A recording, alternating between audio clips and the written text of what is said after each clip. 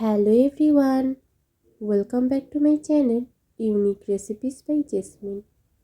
আজকে আমি আপনাদেরকে তৈরি করে দেখাবো ইলিশ পোলাও। তাহলে চলুন আর দেরি না করে এই মজাদার ইলিশ পোলাওর রেসিপিটি তৈরি করে ফেলি। ইলিশ পোলাও তৈরি করার জন্য আমি এখানে বড় সাইজের একটি ইলিশ মাছ নিয়ে নিয়েছি। এর ভিতরে দিয়ে দেব স্বাদ মতো লবণ। লবণটা দেওয়ার পর ইলিশ মাছটাকে আমি লবণের সাথে ভালোভাবে মিশিয়ে নেব। ইলিশ মাছটা ভাজার জন্য আমি প্রথমেই নিয়ে নিয়েছি একটি প্যান এবং এর ভিতরে ইলিশ মাছ ভাজার জন্য দিয়ে দেব তেল। তেলটা গরম হয়ে গেলে আমি এর ভিতরে এক এক করে ইলিশ মাছগুলো দিয়ে দেব। আপনারা চাইলে ইলিশ মাছটা না ভেজেও ইলিশ পোলাও তৈরি করতে পারেন, কিন্তু ইলিশ মাছটা ভেজে যদি ইলিশ পোলাও তৈরি করা হয় তাহলে ইলিশ পোলাওটা খেতে বেশি ভালো লাগে। আমি সবসময় ইলিশ পোলাও রান্না করার সময় ইলিশ মাছটাকে ভেজে নিই।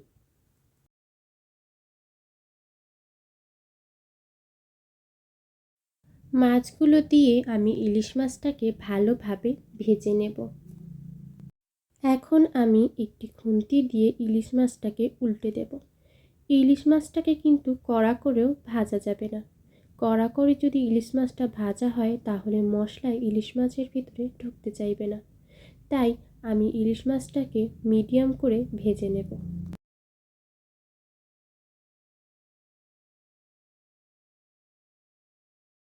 এইভাবেই আমি সবগুলো মাছ ভেজে নেব।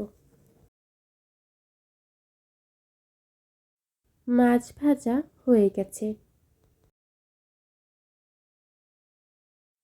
ইলিশ মাছটা রান্না করার জন্য আমি একটি কড়াই নিয়ে নিয়েছি এবং কড়াইয়ের ভিতরে দিয়ে দিয়েছি তেল।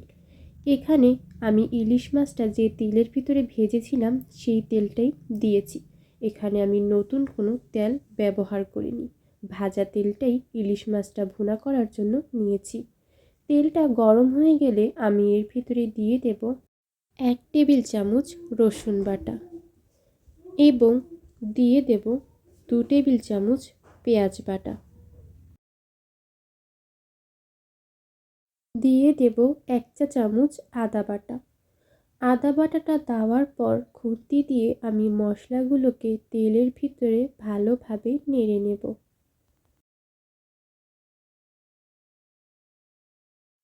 দিয়ে দিচ্ছি 1 চা চামচ জিরা গুঁড়া।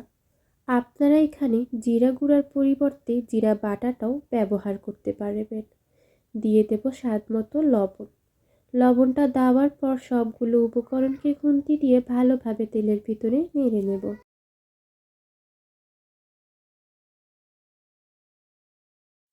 দিয়ে দেব সামান্য পরিমাণ নারকেলের দুধ।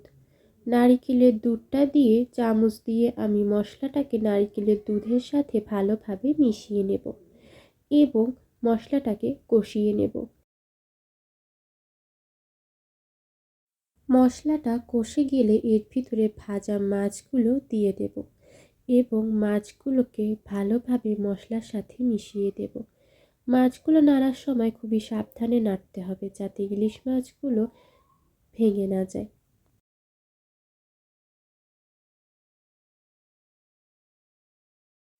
নাড়া হয়ে গেলে আমি ঢাকনা দিয়ে মাছটাকে ঢেকে দেব এবং মাছটাকে ভালোভাবে কষিয়ে নেব।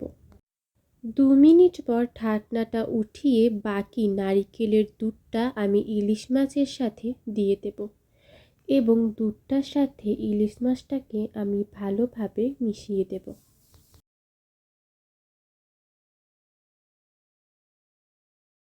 দিয়ে দেব 2 টেবিল চামচ টমেটো সস। টমেটো সসটা দেওয়ার পর চামচ দিয়ে টমেটো সসটার সাথেও ইলিশ মাছটাকে আমি ভালোভাবে মিশিয়ে দেব। মেশানো হয়ে গেলে আমি মাছটাকে ঢাকনা দিয়ে আবারও ঢেকে দেব এবং মাছটাকে ভালোভাবে কষিয়ে নেব। কষানো হয়ে গেলে ঢাকনাটা আমি উঠিয়ে ফেলবো এবং চামচ দিয়ে ইলিশ মাছটাকে আমি নেড়ে দেব। দিয়ে দেব 7-8টা ফালি করা কাঁচামরিচ। কাঁচামরিচটা দেওয়ার পর কাঁচামরিচটাকে চামচ দিয়ে মাছের সাথে ভালোভাবে মিশিয়ে নেব। আপনারা দেখতেই পাচ্ছেন ইলিশ মাছ ভুনাটা তৈরি হয়ে গেছে। এখন আমি ইলিশ মাছটাকে নামিয়ে ফেলব এবং ইলিশ পোলাও করার জন্য পোলাওটা চুলার উপরে দিয়ে দেব। ইলিশ পোলাও তৈরি করার জন্য নিয়ে নিয়েছি একটি পাত্র এবং এর ভিতরে আমি দিয়ে দেব 1 টেবিল চামচ তেল। তেলটা গরম হয়ে গেলে এর ভিতরে আমি দিয়ে দেব 1 কাপ পরিমাণ পেঁয়াজ কুচি। পেঁয়াজটা দেওয়ার পর পেঁয়াজটাকে আমি তেলের ভিতরে ভালোভাবে ভেজে নেব এবং পেঁয়াজটা বাদামি রং হওয়া পর্যন্ত তেলের ভিতরে ভাজতে থাকব। দিয়ে দেব 4টি এলাচ ও 4টি দারচিনি। এলাচ ও দারচিনিটা দেওয়ার পর এলাচ ও দারচিনিটাকেও আমি পেঁয়াজের সাথে ভেজে নেব।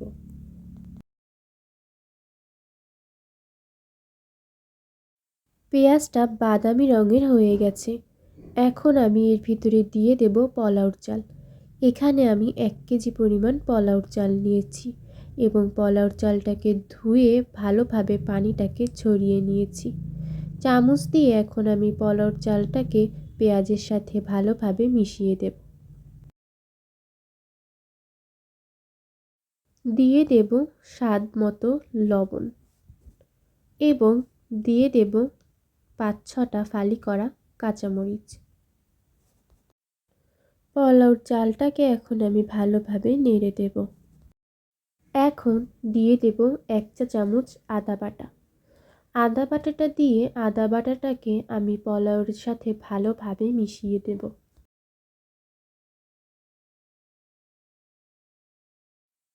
মেশানো হয়ে গেলে ইলিশ মাছ ভুনার ঝোলটাকে আমি পোলাওয়ের ভিতরে দিয়ে দেব। পোলাওয়ের ভিতরে ঝোলটা দেওয়ার পর ঝোলটার সাথে পোলাওটাকে ভালোভাবে মিশিয়ে নিতে হবে।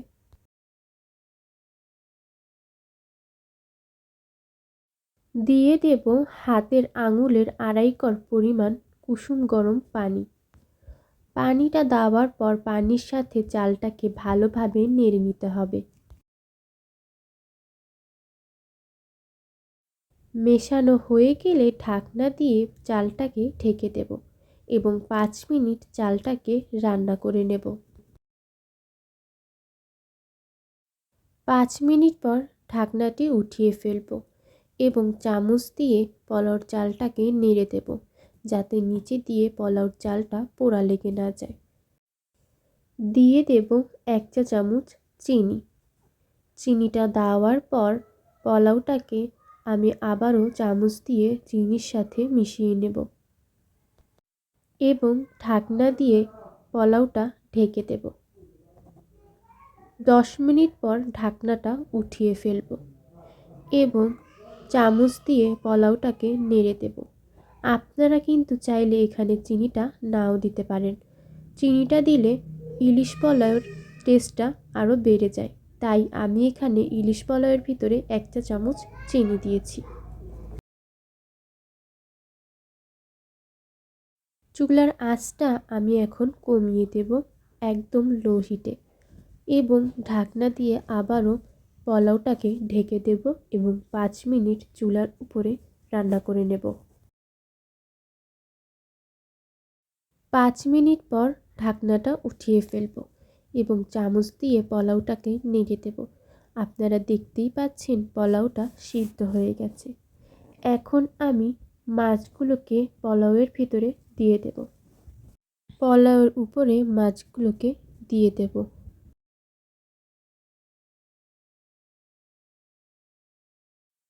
চুলাটা বন্ধ করে এবার আমি 20 মিনিটের জন্য ঢাকনা দিয়ে ইলিশ পোলাওটাকে ঢেকে রেখে দেব। 20 মিনিট পর ঢাকনাটা উঠিয়ে ফেলব। আপনারা দেখতেই পাচ্ছেন ইলিশ পোলাওটা তৈরি হয়ে গেছে। এখন আমি ইলিশ পোলাওয়ের উপরে পেঁয়াজ বেরেস্তাটা দিয়ে ইলিশ পোলাওটা পরিবেশন করে ফেলব।